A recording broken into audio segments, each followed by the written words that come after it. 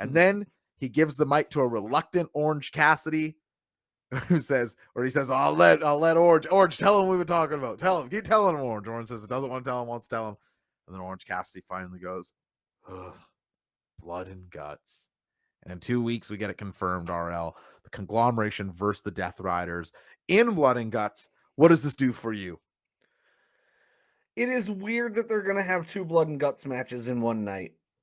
I don't know if they're going to do one on Collision and one on... Like, I kind of can't imagine that they would do 1 or 2 on one show. Is that not just the entire show at that point? Which is fine by me. I don't care. You know, RL, hearing you explain it like that does make me feel a little silly. Because, yeah, I was sort of imagining them both on Dynamite. But you're probably right. One Dynamite, one on Collision. Chat, what do you think on this one? I'd be curious. Someone can maybe pull it up on Cage Match or whatever. Just like how long the average Blood and Guts match is. It's got to be over 40 minutes. Definitely. Yeah, I'm going to put up a poll, chat. I want to know what you think on this one. Where do...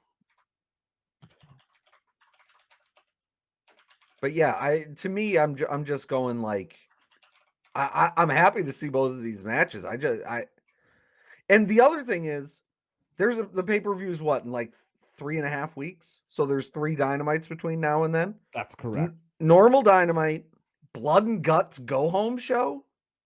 That like, no, is that right? I think so. Is it not November 12th? I think there's one in between. They said in 2 weeks, Blood and Guts. Yeah, but then the go home show is the one I'm going to, and then it's the paper. Oh yeah, you're right. Yeah, 10 days later. Wow, isn't that weird? That is weird. That's a weird formatting. Chat would love to see you weigh in on the poll if we are going to get a Collision Blood and Guts match. Yeah, for me, okay, so there's the nerd in me that is looking forward to directly comparing the 2 Blood and Guts matches. It'll be unavoidable. I'll be curious to see how they format it. But it's impossible to not be a hypocrite in this situation. I feel a need to be consistent because I don't want...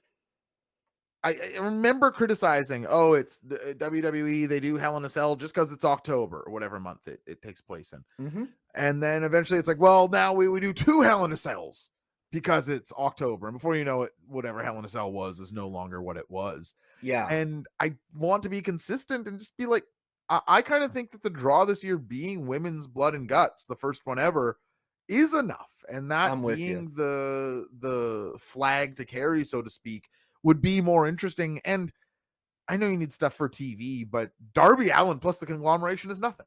Like, it's not like, I don't know. Nothing about that one of it is especially working for me. So I don't know if they feel a need to do both just to get more people on the card, like you said earlier. But for whatever reason, I was kind of hoping they'd just leave it to the women, I guess.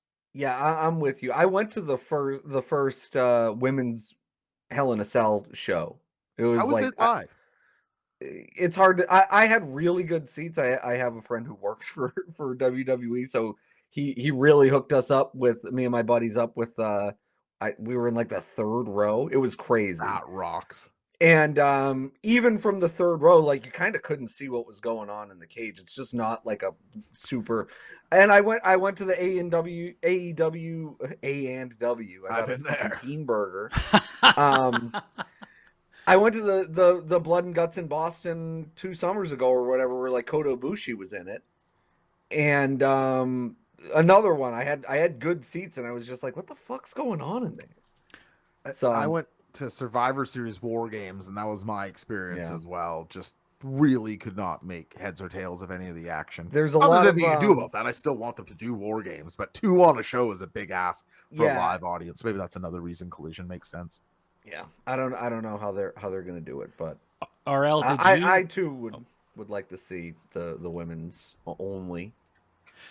That Hell in a Cell match you saw, was that with the red cage? I don't think so. It was Sasha Banks versus, like, I can't remember who, but it was definitely Sasha because she, local girl. Makes sense. Ryan chiming in here with the times. Thanks, Ryan. Blood and Guts 2024 was 48 minutes. 2023, a whopping 51 minutes. And 2022, a brief 46 minutes. So yeah, all over 45. Definitely. And would all need that just by the nature of the match format. Sure. It's not like how much could you even tighten them up? 5-10 minutes maybe. Yeah. And so if the even if it's not the entire show, it's 80% of the show. And how could you do another match besides that? You know? Like that would feel insane. We're going to have a normal match between the two blood and guts matches. It's going to be like Harley Cameron versus fucking Sky Blue. What? Dude, that sounds fire, man. Wait, no, the both of them are going to be in blood. Oh, right, of course.